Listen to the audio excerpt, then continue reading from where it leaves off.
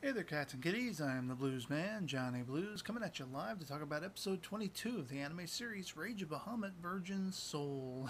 And I got chills watching the opening of this sucker with Jean d'Arc rallying just a myriad, a hodgepodge of a whole bunch of different kinds of warriors. Demon folk were in there, and like human beings, human soldiers, and such like that. Basically, she had laid out the casting call. If you got a bone to pick with Chedios, come on. Let's come get some.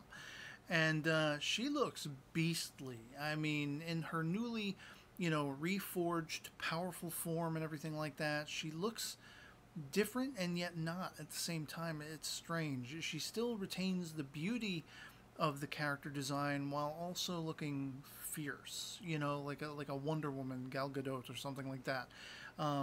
Something very, very akin to that in any case. And she's very much the headliner. She's the figurehead of this war that is about to unfold. Now, I thought it was interesting that here comes Kaiser and Diaz, and he's trying so desperately to awaken her eyes to the cold hard reality that despite the assumptions, there's only so much Chedios has actually been able to affect. There's only so much he's actually put forth. He's actually accomplished. He's actually done.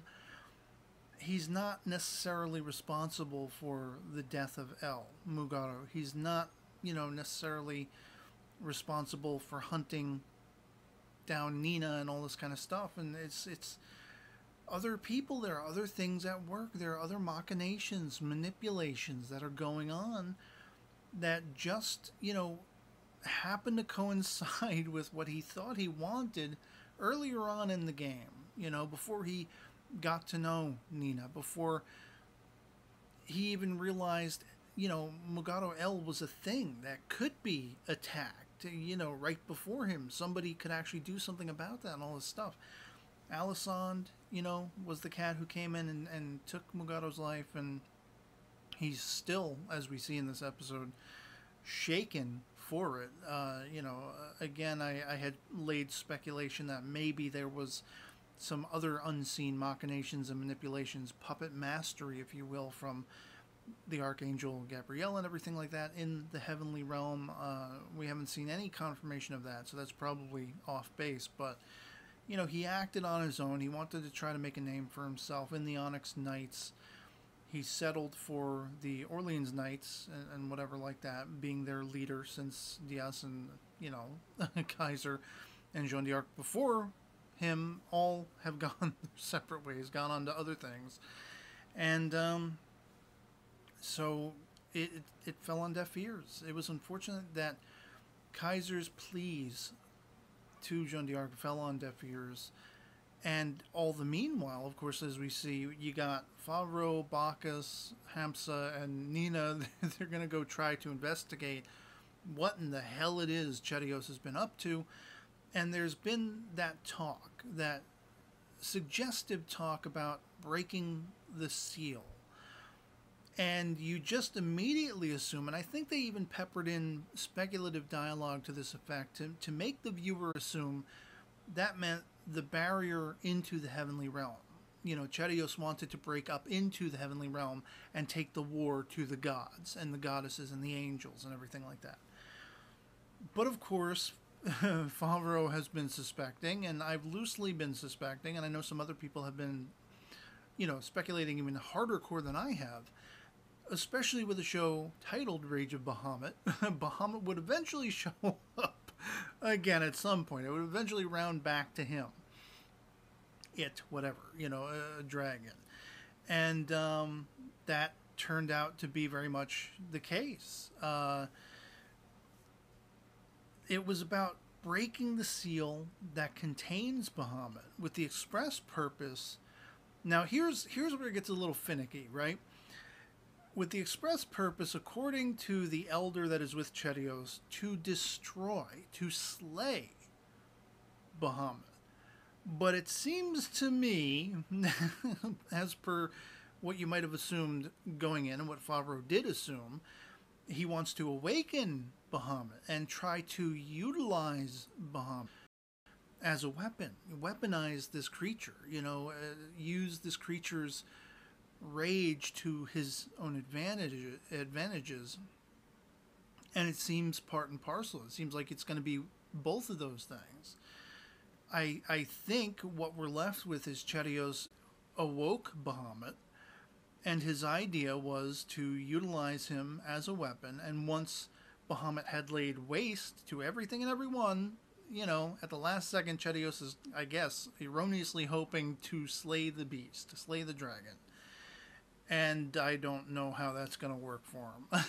It looks like, by the end, Bahamut is freed and he's knocking airships out, and you have Cherios, I guess, again, erroneously, at least to my mind, saying, oh, make a formation around him, lead him to Anatai or whatever, whatever the city's called, so as to, I guess, wreak havoc across all of the soldiers, all of the warriors, heavenly, demonly, otherwise, led by Jean d'Arc, to just lay waste to them all.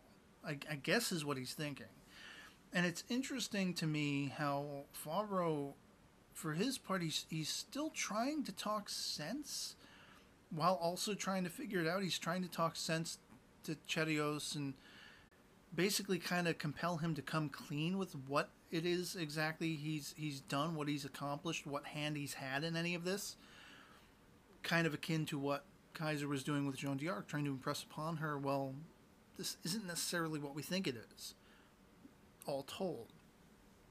Or at least the responsibility that we're laying on Cherios' shoulders aren't necessarily all to be placed there.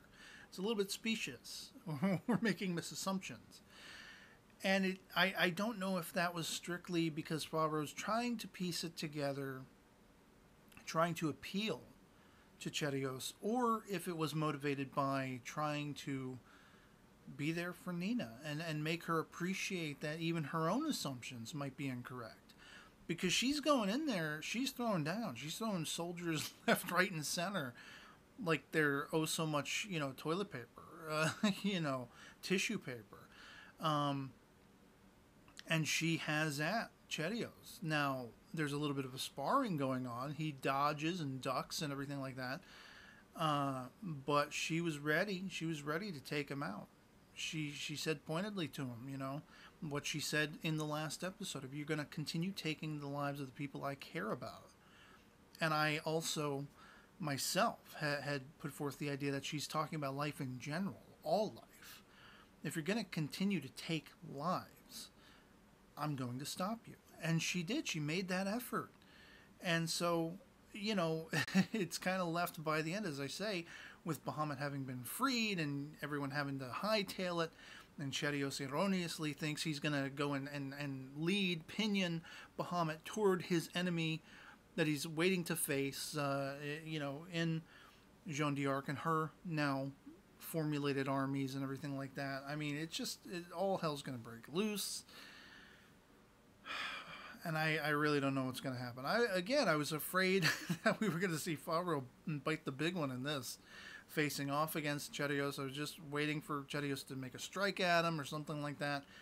And I'm still, especially with all the calling back to the first season, and I can never remember the character's name from the first season. I haven't looked it up in a long time. I haven't thought about it in a long time, but we saw her in flashbacks in this episode. Favreau recollecting back, and there was that kiss between he and her toward the end, and she had sort of disappeared.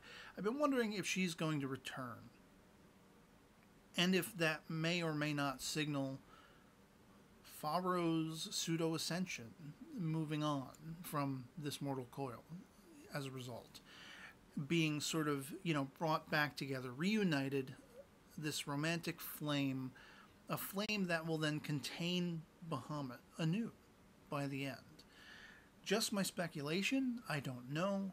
I could be way off base, I have no idea, but we shall see. And it was a little strange, the PV at the end, the little teaser tag at the end, suggested the next episode would be out tomorrow.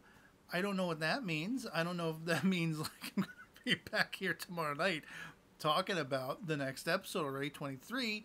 But I guess we'll see.